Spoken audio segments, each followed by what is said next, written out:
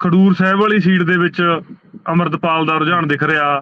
ਫਰੀਦਕੋਟ ਦੇ ਵਿੱਚ ਜਿਹੜੀ ਸੀਟ ਬਿਲਕੁਲ ਹੀ ਮਤਲਬ ਇੱਕ ਤਰਫਾ ਸੀਟ ਲੱਗਦੀ ਸੀ, ਉੱਥੇ ਸਰਬਜੀਤ ਖਾਲਸਾ ਦਾ ਉਭਾਰ ਆਉਣਾ, ਇੱਕ ਪੰਥਕ ਨੈਰੇਟਿਵ ਚੱਲ ਰਿਹਾ। ਸੰਗਰੂਰ ਸੀਟ ਦੇ ਉੱਤੇ ਸਿਮਰਜੀਤ ਮਾਨ ਇੱਕ ਧਿਰ ਦੇ ਬਤੌਰ, ਮਜ਼ਬੂਤ ਧਿਰ ਦੇ ਬਤੌਰ ਚੱਲ ਰਹੇ ਨੇ।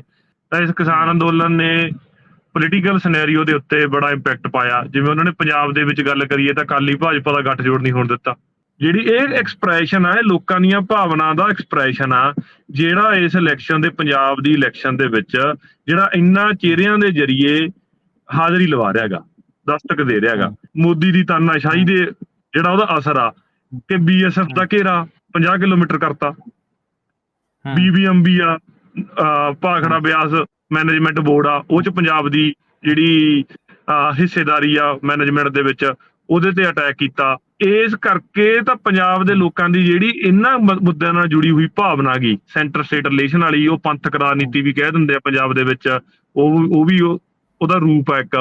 ਤਾਂ ਉਸ ਰੂਪ ਦੇ ਵਿੱਚ ਪੰਜਾਬ ਦੇ ਨੌਜਵਾਨ ਕੁਝ ਸੀਟਾਂ ਦੇ ਉੱਤੇ ਆਪਦੀ ਦਸਤਕ ਦੇ ਰਹੇ ਨੇ। ਉਹ ਜੇ ਵੋਕਲ ਰੂਪ ਦੇ ਵਿੱਚ ਆ ਰਿਹਾ ਤਾਂ NSC ਆ ਰਿਹਾ। ਮਤਲਬ ਅੰਮ੍ਰਿਤਪਾਲ ਦੀ ਜਿਹੜੀ ਸਪੋਰਟ ਸਾਰੀ ਜਨਰੇਟ ਹੋਈ ਆ, ਉਹਦੇ ਖਿਲਾਫ ਜਿਹੜਾ ਨਜਾਇਜ਼ NSA ਲਾਇਆ ਗਿਆ, ਉਹਦੇ ਰੋਸ ਵਜੋਂ ਉਹਦੇ ਹੱਕ ਦੇ ਵਿੱਚ ਮੁਹਿੰਮ ਬਣੀ। ਨਮਸਕਾਰ, ਸਤਿ ਸ੍ਰੀ ਅਕਾਲ, ਆਦਾਬ। ਮੇਰਾ ਨਾਮ ਮਨਦੀਪ ਪੁਨੀਆ ਹੈ ਤੇ ਤੁਸੀਂ ਸੁਣ ਰਹੇ ਹੋ ਪੰਜਾਬੀ ਰੇਡੀਓ USA। ਮੈਂ ਇੱਕ ਵਾਰ ਫਿਰ ਹਾਜ਼ਰ ਹਾਂ। ਅਸੀਂ ਅੱਜ ਗੱਲਬਾਤ ਕਰਾਂਗੇ ਪੰਜਾਬ ਇਲੈਕਸ਼ਨ ਬਾਰੇ ਅਤੇ ਚੱਲ ਰਹੇ ਕਿਸਾਨ ਅੰਦੋਲਨ ਬਾਰੇ। ਕਿਸਾਨ ਅੰਦੋਲਨ ਨੇ ਮੁਲਕ ਦੀ ਰਾਜਨੀਤੀ ਨੂੰ ਖਾਸਾ ਪ੍ਰਭਾਵਿਤ ਕੀਤਾ ਤੇ ਕਿਸਾਨ ਅੰਦੋਲਨ 2 ਨਾਲ ਜੁੜਿਆ ਨੌਜਵਾਨ ਹਰਮਨ ਸਾਡੇ ਨਾਲ ਮੌਜੂਦ ਹੈ। ਹਰਮਨ ਨੌਜਵਾਨ ਕਿਸਾਨ ਆਗੂ ਹੈ ਤੇ ਮਾਲਵੇ ਦੇ ਵਿੱਚ ਮੁੱਖ ਤੌਰ ਤੇ ਸਕਰੀਆ ਹੈ ਤੇ ਉਹਨਾਂ ਤੋਂ ਸਮਝਾਂਗੇ ਕਿ ਜਿਹੜਾ ਇਹ ਕਿਸਾਨ ਅੰਦੋਲਨ ਚੱਲ ਰਿਹਾ, ਇਹਦਾ ਪੰਜਾਬ ਦੇ ਚੋਣਾਂ 'ਚ ਕੀ ਅਸਰ ਹੈ ਤੇ ਪੰਜਾਬ ਦੇ ਚੋਣਾਂ 'ਚ ਨੌਜਵਾਨਾਂ ਦੀ ਕੀ ਹਿੱਸੇਦਾਰੀ ਹੈ, ਕੀ ਭਾਗੀਦਾਰੀ ਹੈ। ਸਭ ਤੋਂ ਪਹਿਲਾਂ ਤਾਂ ਹਰਮਨ ਮੈਨੂੰ ਇਹ ਦੱਸੋ ਕਿ ਜਿਹੜਾ ਪੰਜਾਬ 'ਚ ਚੋਣ ਚੱਲ ਰਿਹਾ, ਇਲੈਕਸ਼ਨ ਚੱਲ ਰਿਹਾ, ਉਹਦੇ 'ਚ ਤੁਸੀਂ ਨੌਜਵਾਨਾਂ ਨੂੰ ਕਿੱਥੇ ਖੜੇ ਦੇਖਦੇ ਹੋ? ਕੀ ਨੌਜਵਾਨ ਕਿਸੇ 3 ਜਾਂ 13 'ਚ ਹੈਗੇ ਆ, ਫਿਰ ਨੌਜਵਾਨ ਇਸ ਪੂਰੇ ਚੋਣ 'ਚ ਗਾਇਬ ਹੈਗੇ ਆ?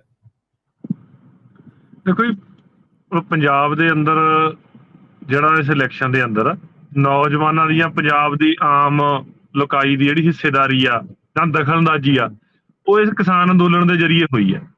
ਤਾਂ ਇਸ ਕਿਸਾਨ ਅੰਦੋਲਨ ਨੇ ਪੋਲੀਟੀਕਲ ਸਿਨੈਰੀਓ ਦੇ ਉੱਤੇ ਬੜਾ ਇੰਪੈਕਟ ਪਾਇਆ। ਜਿਵੇਂ ਉਹਨਾਂ ਨੇ ਪੰਜਾਬ ਦੇ ਵਿੱਚ ਗੱਲ ਕਰੀਏ ਤਾਂ ਅਕਾਲੀ ਭਾਜਪਾ ਦਾ ਗੱਠਜੋੜ ਨਹੀਂ ਹੋਣ ਦਿੱਤਾ ਤੇ ਭਾਜਪਾ ਦੇ ਵੱਲ ਜਿਹੜਾ ਇੱਕ ਰੁਝਾਨ ਸੀਗਾ ਲੋਕਾਂ ਦਾ, ਇੱਕ ਕਿਉਂਕਿ ਪਿੰਡਾਂ ਦੇ ਵਿੱਚੋਂ ਵੀ ਕਹਿ ਲਈਏ ਆਪਾਂ ਤਾਂ ਇੱਕ ਹਿੱਸਾ ਹੁੰਦਾ ਹੀ ਆ ਜਿਹੜਾ ਸਰਕਾਰ ਦੇ ਨਾਲ ਜਾਣ ਦਾ, ਜਿਹਦਾ ਰੁਝਾਨ ਰਹਿੰਦਾ ਹੀ ਆ ਜਿਹਦਾ।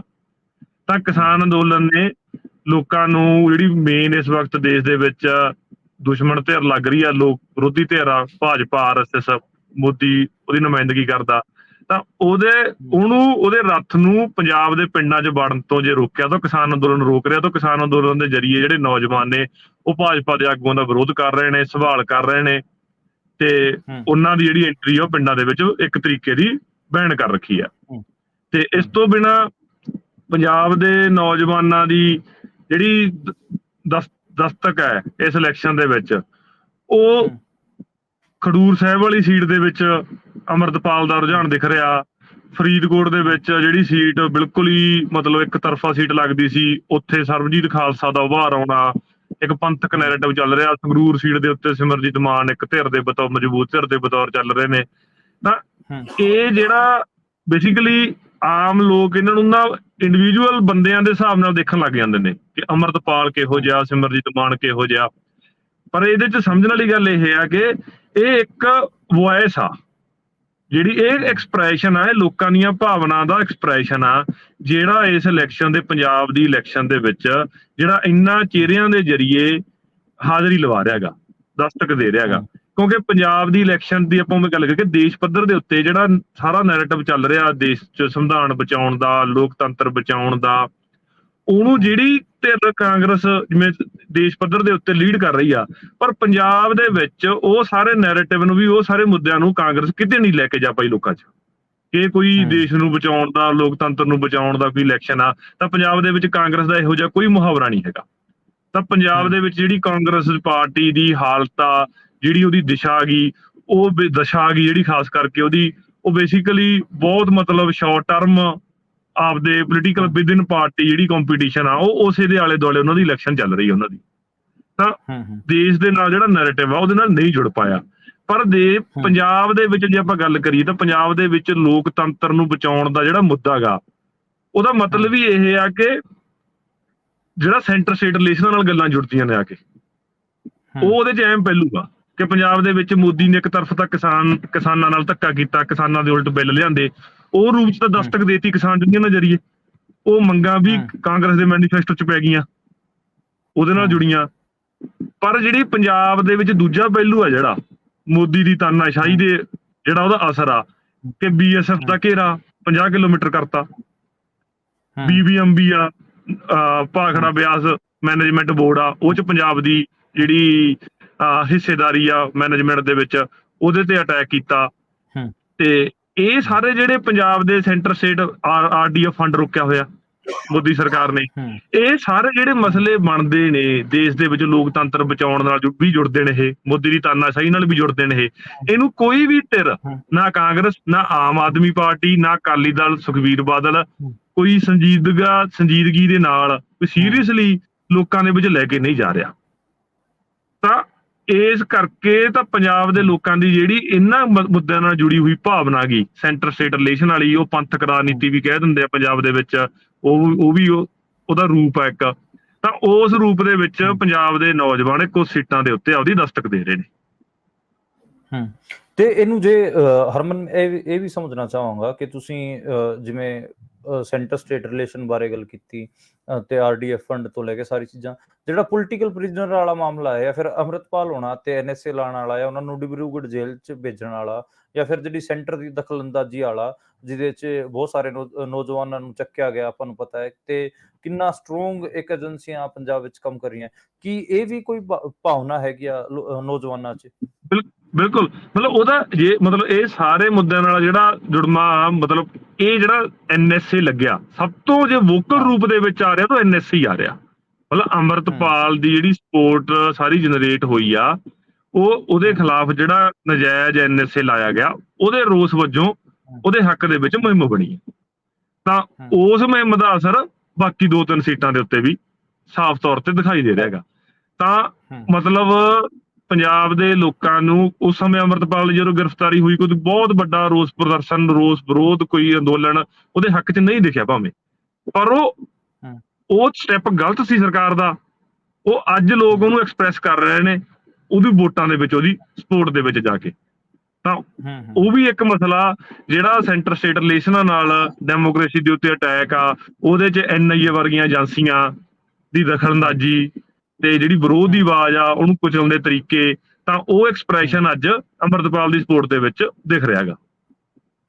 ਅੱਛਾ, ਕੀ ਇਹ ਸਿਰਫ ਪੇਂਡੂ ਨੌਜਵਾਨ ਹੈ ਜਾਂ ਫਿਰ ਸ਼ਹਿਰੀ ਖੇਤਰ ਦਾ ਜਾਂ ਪੜ੍ਹਿਆ ਲਿਖਿਆ ਨੌਜਵਾਨ ਵੀ ਅੰਮ੍ਰਿਤਪਾਲ ਦੇ ਹੱਕ 'ਚ, ਜਾਂ ਫਿਰ ਆਪਾਂ ਕਹੀਏ ਕਿ ਜਿਹੜੀ ਪੰਥਕ ਪੋਲਿਟਿਕਸ ਦਾ ਭਾਰ ਤੁਸੀਂ ਦੇਖ ਰਹੇ ਹੋ 3-4 ਸੀਟਾਂ ਤੇ, ਉਹਦੇ ਹੱਕ 'ਚ ਜਾ ਰਿਹਾ ਹੈ? ਨਹੀਂ, ਇਹ ਆਪਾਂ ਨੌਜਵਾਨ ਸਿਰਫ ਨੌਜਵਾਨ ਤੋਂ ਥੋੜਾ ਵਾਈਡਰ ਆ ਇਹ ਜਿਹੜਾ ਸਪੋਰਟ ਆ ਨਾ। ਹਾਂ, ਇਹ ਸਿਰਫ ਆਪਾਂ ਕਹਿ ਦਈਏ ਕਿ ਨੌਜਵਾਨਾਂ ਦੀ ਕੁਛ ਹਿੱਸਾ ਜੀ, ਤਾਂ ਪਰ ਇਹ ਵਾਈਡਰ ਹੈ, ਮਤਲਬ ਇੰਨਾ ਕੁ ਵਾਈਡਰ ਹੈ ਕਿ ਸੀਟ ਜਿੱਤ 'ਚ ਵੀ ਬਦਲ ਸਕਦੀਆਂ ਨੇ। ਤੇ ਕਿਉਂਕਿ ਸਿਰਫ ਆਪਾਂ ਜੇ ਕਹਿ ਦਈਏ ਕਿ ਨੌਜਵਾਨਾਂ ਦੀ ਇੱਕ ਹਿੱਸਾ, ਤਾਂ ਉੱਥੇ ਮਤਲਬ ਕੋਈ ਫਿਰ ਤੁਸੀਂ ਇਲੈਕਸ਼ਨ 'ਚ ਠੀਕ ਆ ਕੁਝ % ਵੋਟ ਪੈ ਜਾਊਗੀ, ਪਰ ਕੋਈ ਜਿੱਤ ਦੀ ਤੁਸੀਂ ਉਮੀਦ ਨਹੀਂ ਕਰ ਸਕਦੇ। ਪਰ ਇੱਥੇ ਇਹ ਸੀਟਾਂ ਦੇ ਉੱਤੇ ਮਤਲਬ ਮੁੱਖ ਕੰਟੈਸਟ ਦੇ ਵਿੱਚ ਨੇ ਇਹ ਕੈਂਡੀਡੇਟ। ਤਾਂ ਇਸ ਕਰਕੇ ਆਪਾਂ ਇਹਦਾ ਸਾਫ਼ ਹੀ ਆ ਕਿ ਇਹ ਜਿਹੜੀ ਸਪੋਰਟ ਆ ਇਹਨਾਂ ਮੁੱਦਿਆਂ ਦੇ ਉੱਤੇ, ਇਸ ਪੋਲਿਟਿਕਸ ਦੇ ਪ੍ਰਤੀ ਜਿਹੜਾ ਇੱਕ ਐਕਸਪ੍ਰੈਸ਼ਨ ਆ ਰਿਹਾ ਲੋਕਾਂ ਦਾ, ਉਹ ਵਾਈਡਰ ਹੈ। ਅੱਛਾ, ਮੈਨੂੰ ਇੱਕ ਇਹ ਹੋਰ ਦੱਸੋ, ਜਿਵੇਂ ਮੇਨ ਸਟ੍ਰੀਮ ਪਾਰਟੀਆਂ ਹੈਗੀਆਂ ਉਹ ਨੌਜਵਾਨਾਂ ਨੂੰ ਸਿਰਫ ਬੇਰੁਜ਼ਗਾਰੀ ਵਾਲੇ ਮਸਲੇ ਤੱਕ ਸਮੇਟ ਦਿੰਦੀਆਂ ਨੇ, ਕੀ ਨੌਜਵਾਨਾਂ ਦਾ ਸਿਰਫ ਬੇਰੁਜ਼ਗਾਰੀ ਦਾ ਹੀ ਮਸਲਾ ਹੈ, ਫਿਰ ਐਜ਼ ਏ ਟੋਟੈਲੀਟੇਰੀਅਨ ਜਾਂ ਆਪਾਂ ਟੋਟੈਲਿਜ਼ਮ 'ਚ ਦੇਖੀਏ ਕਿ ਉਹ ਪੋਲਿਟਿਕਸ ਨੂੰ ਪੂਰਾ ਹੋਰ ਵੱਡੇ ਐਂਗਲ ਤੋਂ ਦੇਖ ਰਹੇ ਨੇ, ਵੱਡਾ ਉਹਨਾਂ ਦਾ ਕੋਈ ਦਾਅਵਾ ਹੈ ਨੌਜਵਾਨਾਂ ਦਾ, ਜਾਂ ਫਿਰ ਉਹਨਾਂ ਦਾ ਸਿਰਫ ਬੇਰੁਜ਼ਗਾਰੀ ਵਾਲੇ ਮਸਲੇ ਤੇ ਹੀ ਉਹਨਾਂ ਨੂੰ ਸਮੇਟ ਕੇ ਦੇਖਣ ਵਾਲਾ ਮਾਮਲਾ ਹੈ? ਜਿਵੇਂ ਮੇਨ ਸਟ੍ਰੀਮ ਪਾਰਟੀਆਂ ਕੀ ਕਰਦੀਆਂ ਨੇ ਕਿ ਸਿਰਫ ਬੇਰੁਜ਼ਗਾਰ ਨੇ ਨੌਜਵਾਨਾਂ ਦੀ ਕੀ ਸਿਆਸਤ ਹੈਗੀ, ਨੌਜਵਾਨ ਆਪਣੇ ਭਵਿੱਖ ਬਾਰੇ ਕੀ ਸੋਚ ਰਹੇ ਨੇ? ਜਿਵੇਂ ਨਈ ਖੇਤੀ ਬਾਹੂਗੀ, ਤਾਂ ਕੀ ਜਿਹੜੀ ਇਹ ਨਵੀਂ ਨਸਲ ਹੈਗੀ ਆ ਨੌਜਵਾਨਾਂ ਦੀ, ਇਹਨਾਂ ਦੀ ਓਵਰਆਲ ਪੋਲਿਟਿਕਸ ਨੂੰ ਲੈ ਕੇ ਕੀ ਅੰਡਰਸਟੈਂਡਿੰਗ ਹੈ? ਕੀ ਉਹ ਆਪਣੇ ਮੁੱਦਿਆਂ ਨੂੰ ਲੈ ਕੇ ਸਰਗਰਮ ਹੈਗੇ ਆ ਇਸ ਚੋਣ 'ਚ? ਨਹੀਂ, ਦੇਖੋ ਮਤਲਬ ਇੱਕ ਗੱਲ ਹੈ ਕਿ ਪੰਜਾਬ ਦੇ ਵਿੱਚ ਜਿਹੜਾ ਨੌਜਵਾਨ ਹਿੱਸਾ ਨਾ, ਉਹ ਆਪਦੀ ਬੇਰੁਜ਼ਗਾਰੀ, ਖਾਸ ਕਰ ਕਿਸਾਨੀ 'ਚ ਗੱਲ ਕਰੀਏ ਤਾਂ ਉਹਨੇ ਆਪਦੀ ਬੇਰੁਜ਼ਗਾਰੀ ਦਾ ਰੈਜ਼ੋਲਿਊਸ਼ਨ ਵੱਡੇ ਰੂਪ ਦੇ ਵਿੱਚ ਤਾਂ ਵਿਦੇਸ਼ਾਂ 'ਚ ਜਾਣ 'ਚ ਕੱਢਿਆ ਹੋਇਆ ਹੈਗਾ। ਕਿ ਜਿਹੜਾ ਮਾਈਗ੍ਰੇਸ਼ਨ ਚੱਲ ਰਹੀ ਆ ਤੇ ਕਿਸੇ ਵੀ ਹਾਲਤ ਦੇ ਵਿੱਚ ਬਾਹਰ ਜਾਓ, ਆਇਲਸ ਵਾਲਾ ਫਨੋਮਨਾ, ਉਹ 'ਚ ਡੌਂਕੀਆਂ ਵਾਲਾ ਮਸਲਾ, ਉਹਦੇ 'ਚ ਉਹ 'ਚ ਅਰਬ ਕੰਟਰੀਆਂ 'ਚ ਜਾਣ ਵਾਲਾ, ਠੀਕ ਆ। ਤਾਂ ਬੇਰੁਜ਼ਗਾਰੀ ਨੂੰ ਐਵੇਂ ਸਮਾਜ ਪੰਜਾਬ ਦੇ ਵਿੱਚ ਰਿਜ਼ੋਲਵ ਕਰ ਰਿਹਾ ਹੈਗਾ ਤੇ ਬਾਹਰ ਜਾਣ ਦਾ ਰੁਝਾਨ ਦਲਿਤ ਨੌਜਵਾਨਾਂ ਦੇ ਵਿੱਚ ਵੀ ਹੈਗਾ, ਜਿਹਦੀ ਥੋੜੀ ਵੀ ਕੰਡੀਸ਼ਨ ਠੀਕ ਆ, ਉਹ ਵੀ ਬਾਹਰ ਜਾਣ ਦਾ ਰੁਝਾਨ ਆ ਉਹਨਾਂ ਦੇ ਵਿੱਚ ਵੀ। ਤਾਂ ਉਹ ਰੈਜ਼ੋਲੂਸ਼ਨ ਐਵੇਂ ਆ। ਤਾਂ ਪੰਜਾਬ ਦੇ ਵਿੱਚ ਪੋਲੀਟੀਕਲ ਐਸਪੀਰੇਸ਼ਨਾਂ ਨੇ ਡਾਇਰੈਕਟ ਰੂਪ ਦੇ ਵਿੱਚ, ਜੋ ਸਾਰੀ ਇਹ ਪੰਥਕ ਪੋਲਿਟਿਕਸ ਦੇ ਪ੍ਰਤੀ ਜੋ ਰੁਝਾਨ ਦਿਖਦਾ ਗਾ। ਤਾਂ ਜਿਹੜੀਆਂ ਪੋਲੀਟੀਕਲ ਐਸਪੀਰੇਸ਼ਨਾਂ ਨੇ ਕਿ ਇਸ ਸਿਸਟਮ ਦੇ ਵਿੱਚ ਜਿਹੜੀ ਮਤਲਬ ਆਮ ਲੋਕਾਂ ਦੀ, ਨੌਜਵਾਨਾਂ ਦੀ ਤੇ ਉਹ ਸਪੇਸ ਹੈ ਨਹੀਂ, ਸਪੇਸ ਬਿਲਕੁਲ ਸੁੰਗੜ ਰਹੀ ਆ। ਤਾਂ ਬੇਸਿਕਲੀ ਜਦੋਂ ਆਪਾਂ ਗੱਲ ਕਰੀਏ ਤਾਂ ਦੇਸ਼ ਦੇ ਵਿੱਚ ਹੀ ਤਾਨਾਸ਼ਾਹੀ ਵੱਧ ਰਹੀ ਆ, ਡੈਮੋਕ੍ਰੇਸੀ ਘਟ ਰਹੀ ਆ, ਡੈਮੋਕ੍ਰੇਸੀ ਨੂੰ ਖਤਰਾ ਗਾ। ਉਹ ਸਾਰੀਆਂ ਗੱਲਾਂ ਦਾ ਐਕਸਪ੍ਰੈਸ਼ਨ ਕੀ ਹੈ ਕਿ ਲੋਕਾਂ ਦੀ ਪਾਰਟਿਸਪੇਸ਼ਨ ਘਟੇਗੀ। ਤਾਂ ਸੈਂਟਰਲਾਈਜੇਸ਼ਨ ਜਿੰਨੀ ਸਿਸਟਮ 'ਚ ਓਵਰਆਲ ਹੋ ਗਈ ਤੇ ਪਾਵਰ ਪੀਐਮਓ ਆਫਿਸ ਤੱਕ ਸਾਰੀ ਇਕੱਠੀ ਹੋਈ ਵੀ ਆ, ਸਟੇਟ ਲੈਵਲ ਤੇ ਜੋ ਪਾਵਰ ਆ ਉਹ ਸੀਐਮਓ ਆਫਿਸ ਤੱਕ ਇਕੱਠੀ ਹੋ ਜਾਂਦੀ ਹੈ ਸਾਰੀ। ਤਾਂ ਉਹਦਾ ਐਕਸਪ੍ਰੈਸ਼ਨ ਫਿਰ ਪੰਥਕ ਪੋਲਿਟਿਕਸ ਦੇ ਜ਼ਰੀਏ ਦਿਖਦਾ ਹੈਗਾ ਉਹਦਾ। ਅੱਛਾ, ਮੈਨੂੰ ਇੱਕ ਗੱਲ ਹੋਰ ਦੱਸੋ ਹਰਮਨ, ਕਿ ਤੁਸੀਂ ਇਹਨੂੰ ਏਰੀਆ ਵਾਈਜ਼ ਵੀ ਡਿਵਾਈਡ ਕਰਦੇ ਹੋ ਨੌਜਵਾਨਾਂ ਦੇ ਰੁਝਾਨ ਨੂੰ? ਜਿਵੇਂ ਮਾਝੇ 'ਚ ਕੀ ਰੁਝਾਨ ਹੈ, ਦੁਆਬੇ 'ਚ ਕੀ ਰੁਝਾਨ ਹੈ, ਮਾਲਵੇ 'ਚ ਕਿਸ ਕਿਸਮ ਦਾ ਰੁਝਾਨ ਹੈ? ਜੇ ਇਹਨਾਂ ਨੂੰ ਆਪਾਂ 3 ਅੱਡ-ਅੱਡ ਇਲਾਕਿਆਂ 'ਚ ਵੰਡੀਏ ਨੌਜਵਾਨਾਂ ਦੇ ਰੁਝਾਨ ਨੂੰ, ਤਾਂ ਪਹਿਲਾਂ ਤਾਂ ਮੈਂ ਮਾਝੇ ਤੋਂ ਸ਼ੁਰੂਆਤ ਕਰਦਾ। ਮਾਝੇ ਦੇ ਨੌਜਵਾਨ ਨੂੰ ਤੁਸੀਂ ਇਸ ਟਾਈਮ ਕਿੱਥੇ ਦੇਖ ਰਹੇ ਹੋ? ਦੇਖੋ, ਮਾਝੇ ਦੇ ਵਿੱਚ ਮੇਨ ਤਾਂ ਜਿਹੜਾ ਕੁਛ ਆਪਾਂ ਜਿਹੜੀ ਚਰਚਾ ਵੀ ਕਰ ਰਹੇ ਹਾਂ ਸਾਰੇ ਟ੍ਰੈਂਡ ਦੀ, ਦੇਖੋ ਅਸੀਂ ਬੇਸਿਕਲੀ ਆਪਾਂ ਐਂ ਕਹਿ ਦਈਏ ਨੌਜਵਾਨ ਕੋਈ ਹਰੇਕ ਇਲੈਕਸ਼ਨ ਦੇ ਵਿੱਚ ਕੋਈ ਅੱਡ ਆਇਡੈਂਟੀਟੀ ਦੇ ਬਤੌਰ ਕੋਈ ਬਹੁਤਾ ਆਪਦੀ ਮਤਲਬ ਪਛਾਣ ਦੇ ਮੁੱਦੇ ਚਿੰਨਤ ਕਰਵਾ ਪਾ ਰਿਹਾ ਹੋਵੇ, ਏਦਾਂ ਨਹੀਂ ਹੈਗਾ। ਤਾਂ ਪੰਜਾਬ ਦੇ ਇਹ ਸਾਰਾ ਟ੍ਰੈਂਡ ਜਿਵੇਂ ਖਡੂਰ ਸਾਹਿਬ ਵਾਲੀ ਸੀਟ ਦੇ ਜ਼ਰੀਏ ਦਿਖ ਰਿਹਾ ਮਾਝੇ 'ਚ, ਠੀਕ ਹੈ। ਤਾਂ ਉਹ ਮਤਲਬ ਉਹਦਾ ਇੱਕ ਰੂਪ ਆ ਉਹ। ਹੁਣ ਸਾਰੇ ਨੌਜਵਾਨ ਉਧਰ ਨੇ, ਸਾਰੀਆਂ ਸੀਟਾਂ ਤੇ ਇਹ ਵੀ ਨਹੀਂ ਹੈਗਾ। ਮਤਲਬ ਐ ਹੈ ਕਿ ਝਾੜੂ ਵਾਲਾ ਰੁਝਾਨ ਵੀ, ਜੇ ਝਾੜੂ ਨਵੀਂ ਮਤਲਬ ਬੇਸਿਕਲੀ ਆਮ ਆਦਮੀ ਪਾਰਟੀ ਦੀ ਸਰਕਾਰ ਬਣੀ ਆ 2022 ਨੂੰ, ਮੈਂ ਦੇਖਿਆ ਜਾਵੇ 2.5 ਸਾਲ ਹੀ ਹੋਏ ਨੇ, ਉਹਦੇ 'ਚ ਵੀ ਨੌਜਵਾਨਾਂ ਨੇ ਵੱਧ ਚੜ ਕੇ ਲੀਡ ਲੈਤੀ ਆ ਉਹਨੂੰ ਲਿਆਉਣ ਦੀ ਖਾਤਰ। ਤਾਂ ਉਹ ਇੱਕਦਮ ਸਾਰੇ ਨੌਜਵਾਨ ਉਧਰੋਂ ਟੁੱਟ ਜਾਣਗੇ, ਇਹ ਵੀ ਨਹੀਂ ਹੁੰਦਾ। ਤਾਂ ਅਜੇ ਵੀ ਮਤਲਬ ਆਮ ਆਦਮੀ ਪਾਰਟੀ ਦੇ ਜਿਹੜੇ ਵਰਕਰ ਨੇ, ਖਾਸ ਕਰ ਮਤਲਬ ਮੇਰੀ ਸੀਟ ਸੰਗਰੂਰ ਕੌਂਸਟੀਟਿਊਂਸੀ ਆ, ਤਾਂ ਇੱਥੇ ਆਮ ਆਦਮੀ ਦੀ ਜਿਹੜੀ ਵਰਕਰ ਨੇ, ਆਮ ਆਦਮੀ ਦੇ ਵਲੰਟੀਅਰ ਕਹਿੰਦੇ ਨੇ, ਬੇਸਿਕਲੀ ਵਰਕਰ ਤਾਂ ਕਹਿੰਦੇ ਵੀ ਨਹੀਂ ਉਹ। ਤਾਂ ਉਹਨਾਂ ਦੇ ਵਿੱਚ ਨੌਜਵਾਨਾਂ ਦੀ ਪਾਰਟੀਸਪੇਸ਼ਨ ਠੀਕ ਠਾਕ ਆ, ਵਧੀਆ ਨੰਬਰ ਦੇ ਵਿੱਚ। ਤਾਂ ਉੱਥੇ ਜਿਹੜੇ ਮਤਲਬ ਆਮ ਆਦਮੀ ਕੇ ਬਾਕੀ ਨਾਲੋਂ ਚੰਗੇ ਨੇ, ਬਿਜਲੀ ਵਾਲਾ ਮਸਲਾ, ਲਾਈਟ ਵਾਲਾ ਮਸਲਾ, ਬਿਜਲੀ ਬਿੱਲ ਵਾਲਾ ਮਸਲਾ, ਉਹਨੂੰ ਲੈ ਕੇ ਉਹਨਾਂ 'ਚ ਪੋਜ਼ਿਟਿਵਿਟੀ ਹੈਗੀ ਆ, ਸੈਟਿਸਫੈਕਸ਼ਨ ਹੈ। ਤਾਂ ਇੱਕ ਨੌਜਵਾਨਾਂ ਦੇ ਇੱਕ ਹਿੱਸੇ 'ਚ ਉਹਨਾਂ 'ਚ ਹੀ ਤਾਂ ਉਹ ਕੰਪੇਨ ਵੀ ਕਰ ਰਹੇ ਨੇ। ਤਾਂ ਅਲੱਗ-ਅਲੱਗ ਸ਼ੇਡ ਨੇ ਤੇ ਉਹ ਨੌਜਵਾਨ ਮਤਲਬ ਕਿ ਜਿਹੜੀ ਆਪਾਂ ਕਹੀਏ ਕੋਈ ਜਿਹੜੀ ਡਿਫਰੈਂਟ ਵੋਇਸ ਆ, ਉਹ ਤਾਂ ਸਿਰਫ ਅੰਮ੍ਰਿਤਪਾਲ ਵਾਲੇ NSA ਦੇ ਵਿਰੋਧ ਤੋਂ ਜਿਹੜੀ ਗੱਲ ਸ਼ੁਰੂ ਹੋਈ, ਉਹਦੇ 'ਚ ਜਿਹੜੀ ਪੰਥਕ ਧਿਰ ਦੇ ਪੰਥਕ ਕੈਂਡੀਡੇਟਾਂ ਨੂੰ ਸਪੋਰਟ ਕਰਨ ਦੇ ਰੂਪ ਦੇ ਵਿੱਚ ਜਿਹੜੀ ਇੱਕ ਐਸਪੀਰੇਸ਼ਨ ਆ, ਜਿਹੜੀ ਵੋਇਸ ਤੋਂ ਨਿਕਲ ਕੇ ਆ ਰਹੀ ਆ, ਉਹ ਇੱਕ ਖਾਸ ਤੌਰ ਤੇ ਚਿੰਨਤ ਕਰਨ ਵਾਲੀ ਵੋਇਸ ਆ। ਉਹ ਤੋਂ ਬਿਨਾਂ ਜ਼ਿਆਦਾ ਨੌਜਵਾਨ, ਅਜੇ ਇੱਕ ਹਿੱਸਾ ਨੌਜਵਾਨਾਂ ਦਾ ਆਮ ਆਦਮੀ ਪਾਰਟੀ ਨਾਲ ਵੀ ਮੂਵ ਕਰਦਾ ਦਿਖ ਰਿਹਾ ਹੈਗਾ। ਤੇ ਇਸ ਸਾਰੇ 'ਚ ਮੈਂ ਇਹ ਸਮਝਣਾ ਚਾਹਾਂਗਾ ਕਿ ਜਿਹੜੀ ਟ੍ਰੈਡੀਸ਼ਨਲ ਪਾਰਟੀ ਹੈ ਪੰਥ ਦੀ, ਅਕਾਲੀ ਦਲ, ਤੇ ਉਹ ਕਿੱਥੇ ਖੜੀ ਹੈ ਤੇ ਉਹਨਾਂ ਦਾ ਤੁਸੀਂ ਕਿਵੇਂ ਦੇਖ ਰਹੇ ਹੋ? ਕਿ ਉਹਨਾਂ ਨਾਲ ਕੋਈ ਨੌਜਵਾਨ ਤਬਕਾ ਮੂਵ ਕਰ ਰਿਹਾ ਹੈ? ਫਿਰ ਜਿਹੜਾ ਇਹ ਨਵਾਂ ਫਨੋਮਨਾ ਹੈ ਪੰਥਕ ਪੋਲਿਟਿਕਸ ਦਾ, ਜਿਵੇਂ ਬਾਈ ਅੰਮ੍ਰਿਤਪਾਲ ਹੋ ਗਏ, ਜਾਂ ਫਿਰ ਫਰੀਦਕੋਟ ਵਾਲੀ ਸੀਟ ਹੋ ਗਈ, ਜਾਂ ਫਿਰ ਸਿਮਰਨਜੀਤ ਸਿੰਘ ਮਾਨ ਹੋ ਗਏ ਸੰਗਰੂਰ ਤੋਂ, ਇਹਨਾਂ ਨਾਲ ਜ਼ਿਆਦਾ ਤੁਹਾਨੂੰ ਦਿਖ ਰਿਹਾ ਹੈ? ਦੇਖੋ, ਜਿਹੜੀ ਅਕਾਲੀ ਦਲ ਬਾਦਲ ਹੈ, ਸ਼੍ਰੋਮਣੀ ਅਕਾਲੀ ਦਲ ਬਾਦਲ, ਉਹ ਬੇਸਿਕਲੀ ਇੱਕੋ ਸੀਟ ਤੇ, ਬਠਿੰਡਾ ਸੀਟ ਦੇ ਉੱਤੇ ਮੇਨ ਫੋਰਸ ਹੈ। ਉੱਥੇ ਉਹਨਾਂ ਕੋਲੇ ਸਟਰੈਂਥ ਵੀ ਆ, ਉੱਥੇ ਉਹਨਾਂ ਕੋਲੇ ਮਤਲਬ ਕੋਈ ਪੰਥਕ ਮੁਹਾਵਰਾ ਤਾਂ ਬਹੁਤਾ ਹੈ ਨਹੀਂ ਗਾ। ਤੇ ਉਹਨਾਂ ਕੋਲੇ ਬੇਸਿਕਲੀ ਜਿਹੜੇ ਬਤੌਰ MP ਉਹਨਾਂ ਨੇ ਕੋਈ ਕੰਮ ਕਰਾਏ ਨੇ, ਏਮਸ ਲਿਆਂਦਾ ਗਾ, ਹੋਰ ਕੁਛ ਜਿਹੜੇ ਪ੍ਰੋਜੈਕਟ ਲਿਆਂਦੇ ਹੋਏ ਨੇ, ਉਹਨਾਂ ਦੇ ਸਿਰ ਤੇ ਉਹਨਾਂ ਕੋਲੇ ਆਮ ਆਦਮੀ ਦੇ ਜਿਹੜੇ ਨੈਰੇਟਿਵ ਆ, ਬਿਜਲੀ ਵਾਲਾ, ਉਹਨੂੰ ਕਾਟ ਕਰਨ ਦੇ ਬਰਾਬਰ ਮੁੱਦੇ ਹੈਗੇ ਨੇ। ਤਾਂ ਉਹਨੂੰ ਲੈ ਕੇ ਆਰਗੇਨਾਈਜੇਸ਼ਨਲੀ ਵੀ ਉੱਥੇ ਮਜ਼ਬੂਤ ਨੇ ਲਗਾਤਾਰ ਤਾਂ ਉੱਥੇ ਹੀ ਮੇਨ ਧਿਰ ਆ। ਬਾਕੀ ਸੀਟਾਂ ਦੇ ਉੱਤੇ ਅਕਾਲੀ ਦਲ ਬਤੌਰ ਪੰਥਕ ਧਿਰ ਦੇ ਬਤੌਰ ਸੁੰਗੜਦਾ ਜਾ ਰਿਹਾ ਤੇ ਉਹਦੀ ਥਾਂ ਤੇ ਉੱਤੇ ਹੀ ਜਿਹੜਾ ਬਾਕੀ ਜਿਹੜੇ ਪੰਥਕ ਕੈਂਡੀਡੇਟ ਨੇ ਉਹਦੀ ਸਪੇਸ ਖਾ ਰਹੇ ਨੇ। ਮਤਲਬ ਸਿਮਰਨਜੀਤ ਮਾਨ ਸੰਗਰੂਰ ਕੌਂਸਟੀਟਿਊਂਸੀ 'ਚ, ਫਰੀਦਕੋਟ ਕੌਂਸਟੀਟਿਊਂਸੀ ਦੇ ਵਿੱਚ ਤੇ ਜੋ ਸਰਬਜੀਤ ਖਾਲਸਾ ਦਾ ਰੁਝਾਨ ਆ, ਤੇ ਉੱਥੇ ਅੰਮ੍ਰਿਤਪਾਲ ਨੇ ਜਿਹੜਾ ਜਿੰਨੀ ਪੰਥਕ ਨੈਰੇਟਿਵ ਵਾਲੀ ਵੋਟ ਆ ਉਹ ਸਾਰੀ ਇੱਕ ਪਾਸੇ ਕੰਸੋਲੀਡੇਟ ਹੋ ਰਹੀ ਹੈ। ਤਾਂ ਇਹਨਾਂ 3 ਸੀਟਾਂ ਦੇ ਉੱਤੇ ਖਾਸ ਕਰਕੇ ਜੋ ਸਾਫ਼ ਤੌਰ ਤੇ ਦਿਖ ਰਿਹਾ ਹੈਗਾ ਕਿ ਪੰਥਕ ਨੈਰੇਟਿਵ ਵਾਲੀ ਵੋਟ ਆ ਸ਼੍ਰੋਮਣੀ ਅਕਾਲੀ ਦਲ ਬਾਦਲ ਤੋਂ ਟੁੱਟ ਕੇ ਜਿਹੜੇ ਇਹ ਇੰਡੀਵਿਜੂਅਲ ਕੈਂਡੀਡੇਟ ਖੜੇ ਨੇ, ਕੁਝ ਆਜ਼ਾਦ ਨੇ, ਕੁਝ ਸ਼੍ਰੋਮਣੀ ਅਕਾਲੀ ਦਲ ਅੰਮ੍ਰਿਤਸਰ ਇੱਕ ਪਾਸੇ ਇੱਕ ਧਿਰ, ਤਾਂ ਇਹਨਾਂ ਵੱਲ ਉਹ ਵੋਟ ਆ ਰਹੀ ਹੈ।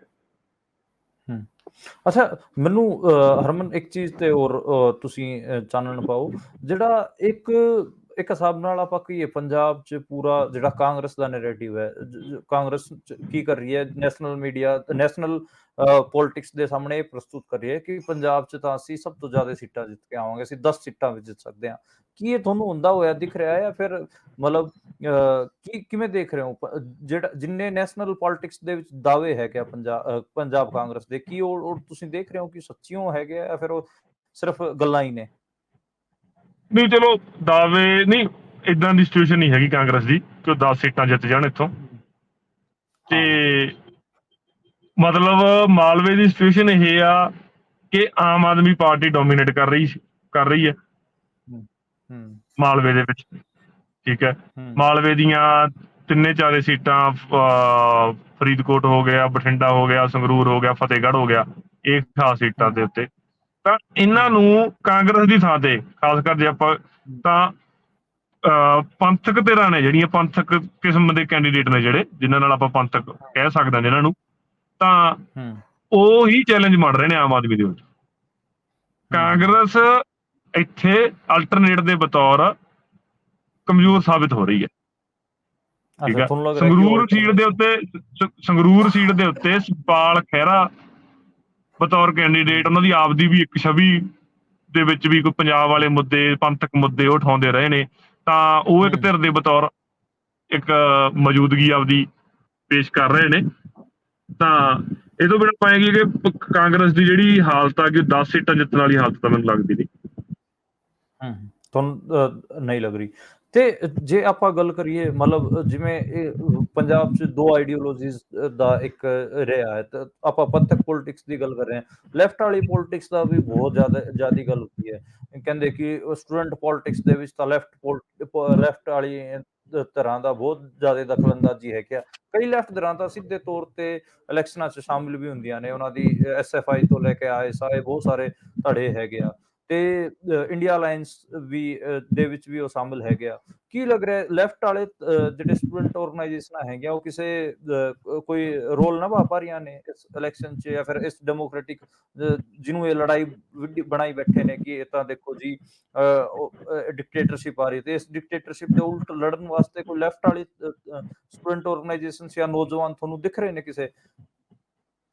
ਨਹੀਂ, ਉਹਨਾਂ ਦੀ ਕੋਈ ਪ੍ਰੈਜ਼ੈਂਸ ਨਹੀਂ ਹੈ। ਮਤਲਬ ਇਹਦੇ 'ਚ ਮਤਲਬ ਲੈਫਟ ਦੀ ਬੇਸਿਕਲੀ ਲੈਫਟ ਦੀ ਪ੍ਰੈਜ਼ੈਂਸ ਇਸ ਵਕਤ ਪੰਜਾਬ ਦੇ ਵਿੱਚ ਕਿਸਾਨ ਯੂਨੀਅਨਾਂ ਤੇ ਮਜ਼ਦੂਰ ਯੂਨੀਅਨਾਂ ਦੇ ਪਲੇਟਫਾਰਮ ਦੇ ਜ਼ਰੀਏ ਹੀ ਹੈ ਜ਼ਿਆਦਾ, ਠੀਕ ਹੈ। ਅੱਛਾ, ਉਹਨਾਂ ਦੇ ਤਾਂ CPI CPM ਬਤੌਰ ਪੋਲੀਟੀਕਲ ਪਾਰਟੀਆਂ ਇਲੈਕਟਰਲ ਫੀਲਡ ਦੇ ਅੰਦਰ ਬਹੁਤ ਕਮਜ਼ੋਰ ਹਾਲਤ 'ਚ ਨੇ, ਤਾਂ ਉਹਨਾਂ ਦੀ ਕੋਈ ਪ੍ਰੈਜ਼ੈਂਸ ਨਹੀਂ, ਉਹਨਾਂ ਦਾ ਕੋਈ ਨੈਰੇਟਿਵ ਦੇ ਵਿੱਚ ਕੋਈ ਯੋਗਦਾਨ ਨਹੀਂ ਹੈਗਾ।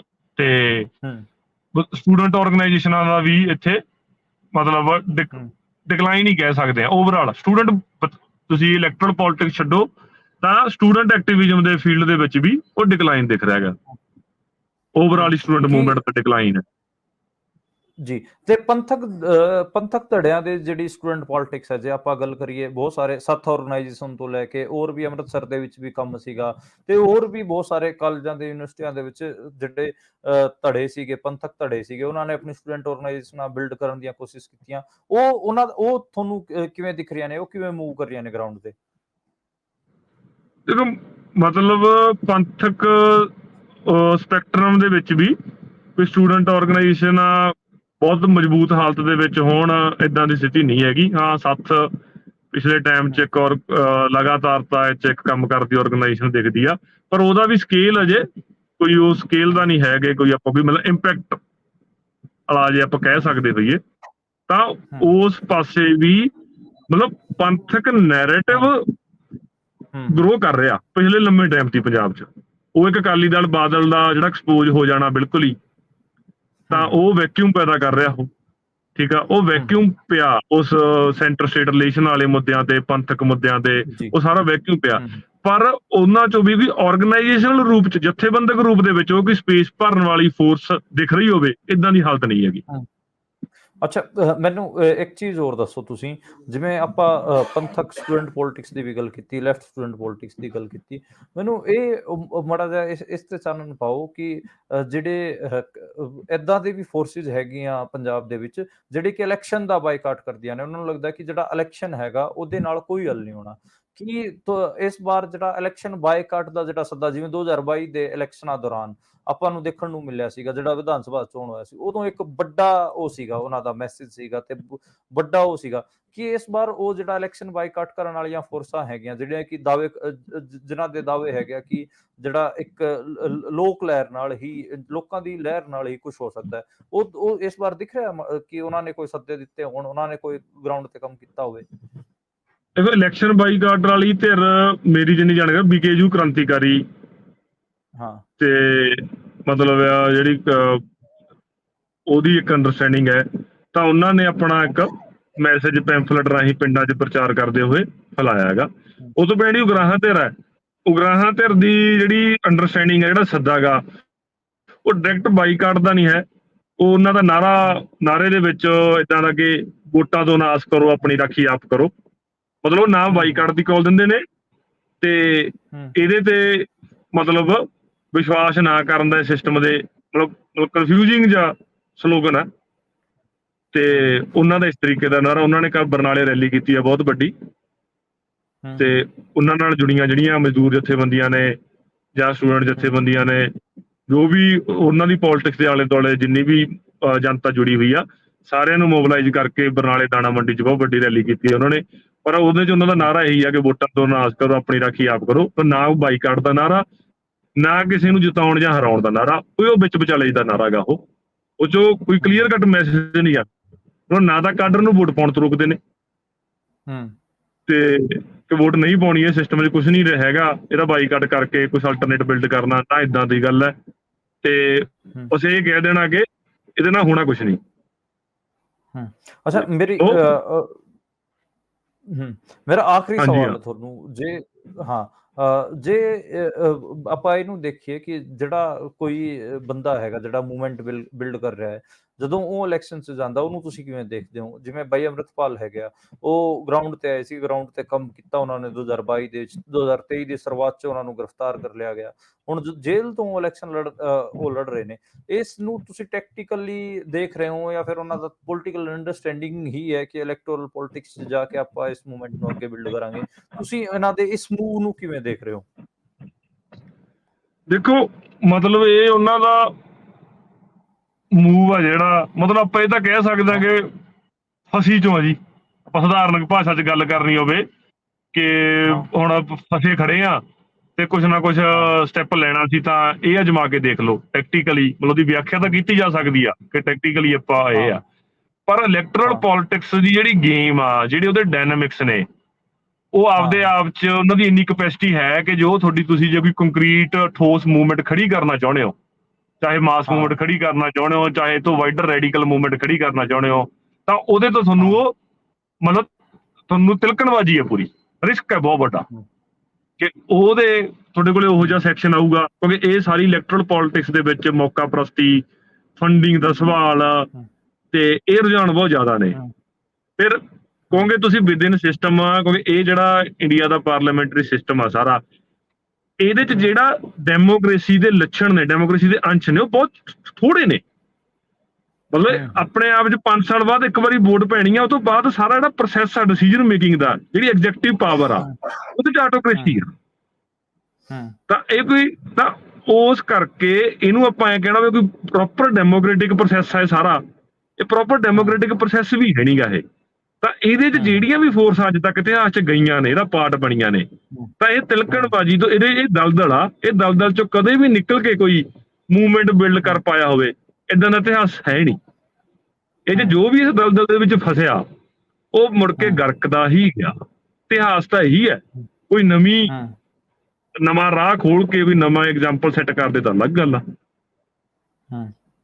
ਮੈਂ ਇਸ ਨੂੰ ਮਤਲਬ ਜੇ ਕੋਈ ਹਾਂ ਸੀਰੀਅਸਲੀ ਮੂਵਮੈਂਟ ਤੋਂ ਬਿਲਡ ਕਰਨਾ ਚਾਹੁੰਦੇ ਸੀ ਕੋਈ, ਮਤਲਬ ਆਪਦੀ ਸਮਝ ਦੇ ਹੂੰ ਮੁਤਾਬਕ ਵੀ, ਚਾਹੇ ਮੈਂ ਉਸ ਨਾਲ ਸਹਿਮਤ ਵੀ ਨਹੀਂ ਹੈਗਾ ਉਸ ਏਜੰਡੇ ਨਾਲ, ਤਾਂ ਹੂੰ ਉਹਦੇ ਲਈ ਵੀ ਇਹ ਸਹੀ ਸਟੈਪ ਨਹੀਂ ਹੈਗਾ ਸੀ।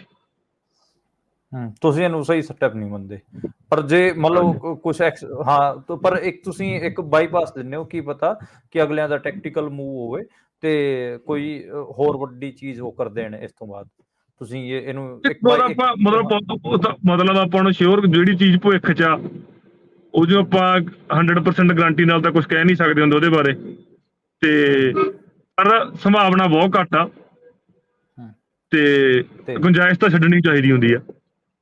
ਜੀ, ਜੀ ਸ਼ੁਕਰੀਆ ਹਰਮਨ। ਤੇ ਇਹ ਹਰਮਨ ਸੀਗੇ, ਤੇ ਹਰਮਨ ਕਿਸਾਨ ਮੂਵਮੈਂਟ ਨਾਲ ਜੁੜੇ ਹੋਏ ਨੇ, ਸ਼ੁਕਰੀਆ ਜੀ। ਤੇ ਇਹਨਾਂ ਨੇ ਸਾਡਾ ਜਿਹੜਾ ਇੱਕ ਪੂਰਾ ਸੀਗਾ ਗੱਲਬਾਤ ਕਰਨ ਦਾ, ਕਿ ਆਪਾਂ ਨੌਜਵਾਨਾਂ ਦੀ ਗੱਲ ਰੱਖੀਏ, ਨੌਜਵਾਨ ਕਿਵੇਂ ਮੂਵ ਕਰ ਰਿਹਾ ਪੰਜਾਬ 'ਚ ਇਸ ਚੋਣਾਂ 'ਚ, ਉਹ ਸਾਰੇ ਜਿਹੜੇ ਸਵਾਲ ਹੈਗੇ ਉਹ ਹਰਮਨ ਨੇ ਲਏ, ਤੇ ਉਹ ਮੈਂ ਤਾਂ ਕਹਾਂਗਾ ਕਿ ਬਹੁਤ ਵਧੀਆ ਜਵਾਬ ਦਿੱਤੇ। ਤੇ ਅੱਗੇ ਫਿਰ ਆਪਾਂ ਕੋਸ਼ਿਸ਼ ਕਰਾਂਗੇ ਦੁਬਾਰਾ ਹਰਮਨ ਨਾਲ ਜਾਂ ਫਿਰ ਹਰਮਨ ਵਰਗੇ ਨੌਜਵਾਨਾਂ ਨਾਲ ਜੁੜ ਸਕੀਏ। ਤੇ ਜਿਹੜੀ ਇੱਕ ਗੱਲ ਹੈਗੀ ਆ, ਕਿਉਂਕਿ ਪੰਜਾਬ ਦੀ ਜਦੋਂ ਗੱਲ ਹੁੰਦੀ ਹੈ ਆਉਂਦੀ ਹੈਗੀ ਆ, ਤੇ ਜ਼ਿਆਦਾਤਰ ਜਿਹੜੇ ਪੁਰਾਣੇ ਚਿਹਰੇ ਹੈਗੇ ਆ, ਜਾਂ ਫਿਰ ਇੱਕ ਜਿਨ੍ਹਾਂ ਨੂੰ ਆਪਾਂ ਕਹਿ ਦਿੰਦੇ ਆ ਵਰਿਸ਼ਠ ਪੱਤਰਕਾਰ ਜਾਂ ਵਰਿਸ਼ਠ ਵਿਸ਼ਲੇਸ਼ਕ, ਉਹਨਾਂ ਨਾਲ ਹੀ ਗੱਲ ਹੁੰਦੀ ਹੈ। ਜਿਹੜਾ ਇੱਕ ਨੌਜਵਾਨੀ ਵਾਲਾ, ਜਿਹੜਾ ਇੱਕ ਨਵਾਂ ਜਿਹੜੇ ਬੰਦੇ ਐਂਟਰ ਕਰ ਰਹੇ ਹੈਗੇ ਆ ਪੋਲੀਟੀਕਲ ਜਾਂ ਸੋਸ਼ਲ ਫੀਲਡ 'ਚ, ਉਹਨਾਂ ਨਾਲ ਗੱਲਬਾਤ ਬਹੁਤ ਘੱਟ ਹੁੰਦੀ ਹੈ। ਤੇ ਮੇਰੀ ਕੋਸ਼ਿਸ਼ ਰਹਿੰਦੀ ਹੈ ਕਿ ਨੌਜਵਾਨਾਂ ਨਾਲ ਗੱਲਬਾਤ ਹੋ ਸਕੇ, ਤੇ ਇਸੇ ਤਰੀਕੇ ਦੀ ਨਵੀਂ ਗੱਲਬਾਤ ਨਾਲ ਮੈਂ ਦੁਬਾਰਾ ਫਿਰ ਹਾਜ਼ਰ ਹੋਵਾਂਗਾ। ਤੁਸੀਂ ਦੇਖਦੇ ਅਤੇ ਸੁਣਦੇ ਰਹੋ ਪੰਜਾਬੀ ਰੇਡੀਓ USA।